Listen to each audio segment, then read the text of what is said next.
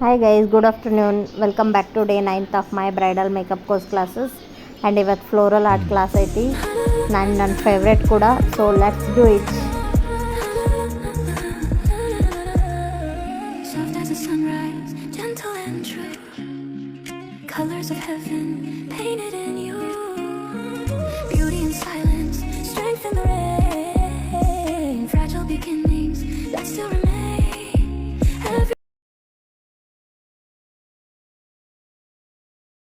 S Vani. Hi ma'am, good evening. Hi. ಇವತ್ತು floral art class ಇತ್ತು.